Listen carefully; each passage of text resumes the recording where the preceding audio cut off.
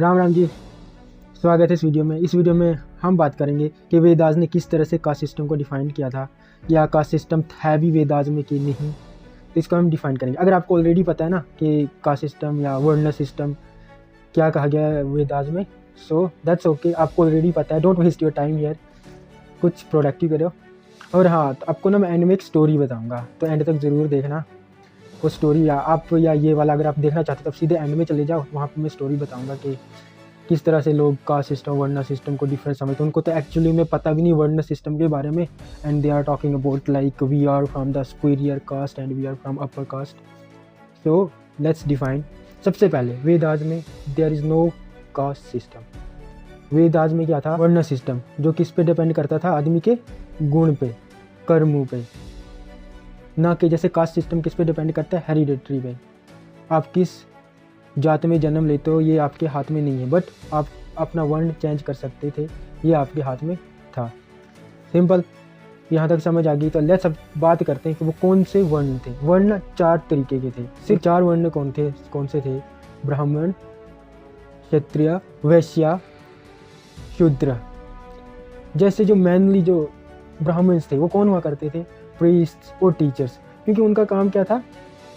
समाज को शिक्षा देना, धर्म को पढ़ना। मतलब तो तभी उनको कहते थे कि वो क्या माइंड वाले काम करते थे, और इसलिए वो क्या ऊपर है वर्ण में। क्यों? क्योंकि उनने काम ही यहाँ से कर रहे हैं ना। देखो आज भी क्या कहते हैं हमारी सोसाइटी में, भाई जो बॉडी से काम करता है वो ज़्यादा ऊपर नहीं होता, लेकिन जो माइंड से काम करता है वो ऊपर होता है। जैसे फॉर एग्जाम्पल, जैसे लेबरर्स हैं, वो बॉडी से ही काम करते हैं ना, तो कितने ऊपर हैं वो हमारे समाज में। आई रिस्पेक्ट दो, मैं सबकी रिस्पेक्ट करता हूँ, क्योंकि उनकी वजह से यार हमारे पास इतने शानदार बिल्डिंग्स हैं, मोनूमेंट्स हैं। वर्ण सिस्टम में क्या था? ब्राह्मण किसको माना जाता था? जो ब्रेन से काम करता था, मतलब जैसे कि टीचर्स हो गए हमारे और प्रीस्ट हो गए। ठीक है, आगे ना वर्ण सिस्टम में ब्राह्मण किसको कहते थे, आगे ना ये समझ। लेट्स टॉक नाउ अबाउट क्षत्रिय। अब दूसरे कौन आगे हमारे पास? दूसरे होते हैं क्षत्रिय। क्षत्रियाज कौन थे? वॉरियर्स और किंग्स हो गए, जैसे रूलर्स थे, वो आगे हमारे क्षत्रिय। उनका काम क्या होता था? लॉ एंड ऑर्डर को मेंटेन करना, प्रोटेक्शन करना। तो उनका काम क्या था? समाज में लॉ एंड ऑर्डर मेंटेन करना, प्रोटेक्शन करना। ये नहीं था कि वो कोई भी एक क्षत्रिय बन सकता था, कोई भी एक वॉरियर बन सकता था। ठीक है ना, आगे ना समझिए, तो बस छोटे छोटे कॉन्सेप्ट्स हैं। अब तीसरा कौन सा आ गया हमारे पास? तीसरे आते हैं हमारे पास वैश्य। वैश्य का क्या काम? उनका ज़्यादातर काम किस में होता था? कॉमर्स में, ट्रेड में, या एग्रीकल्चरिस्ट होते थे वो। मतलब सिंपल से समझ लो, बिजनेसमैन हुआ करते थे वो आगे हमारे वैश्याज। और सबसे लास्ट पे आगे शूद्राज। शूद्राज का क्या काम करता था? वो मेनली कौन होते थे? Workers, labourers. वो ना इन तीन जो अपर क्लास थी, ये क्लास कहता हूँ मैं यहाँ, मैं अभी क्लास कह रहा हूँ ना कि कास्ट। क्यों? क्योंकि क्लासेस थी, क्योंकि क्लास तो चेंज हो सकती, कास्ट नहीं चेंज होती थी। वो जो ये 3 क्लासेस थी, इनकी सर्विस करते थे, सेवा करते थे। तो इसलिए इनका काम क्या था? सर्विस, सेवा। और ये मेनली कौन होते थे? वर्कर्स या लेबरर्स, सर्विस प्रोवाइडर्स हमें इनको कह सकते हैं। और जो ये वर्णाज थे, ये इंसान के गुण और कर्मों पे डिपेंड करते थे। ऐसा नहीं था कि एक बंदा ब्राह्मण पैदा हो गया तो ही विल डाई ब्राह्मण। नहीं, अगर उसके कर्म ऐसे नहीं थे तो वो एक शूद्र भी बन सकता है। ऐसा नहीं कि एक शूद्र पैदा हो गया तो ही विल डाई शूद्र, ऐसा नहीं था। वो अपने कर्म से, अपनी योग्यता से, अपनी स्किल से, अपनी डेडिकेशन से वो एक क्षत्रिय बन सकता था, एक ब्राह्मण बन सकता था।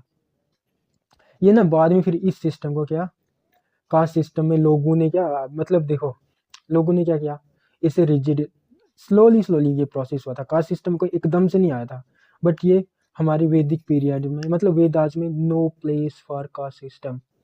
इस बात को समझे आप। ठीक है, आई होप आपको समझ आया होगा कि वर्ण सिस्टम क्या होता है। एक और थ्योरी कहते हैं कि ये 4 वर्णास कैसे आए थे। ब्रह्मा था, उसके हेड से आगे ब्राह्मण, शोल्डर से आगे क्षत्रियाज, थाइज से आगे वैश्याज, और फीत से निकले शूद्राज। ठीक है, ये थ्योरी। अब आपको मैं क्या स्टोरी बताना चाहता था वो स्टोरी सुनिए। मेरे को भी ना एक मेरे फ्रेंड ने कही थी। उनका कहना था, बोलते मैं ना एक लड़की के साथ डिस्कस कर रही थी, तो उसने कास्ट सिस्टम का टॉपिक उठा लिया। तो आपको पता है यार, जो पढ़ा लिखा होता है ना वो कास्ट सिस्टम को नहीं मानता, तो सीधे वर्ण सिस्टम पे जाता है। तो जो वो लड़की थी उसको नहीं पता था कि वर्ण सिस्टम क्या होते हैं, बट वो क्या एक कास्ट को लेकर प्राउड थी, भाई मैं I am from higher caste. तो उसको जब बताया, उसने लड़की ने समझाया अच्छे से, सुनना पता है क्या, कास्ट सिस्टम कुछ नहीं होता, वर्ण सिस्टम होता है।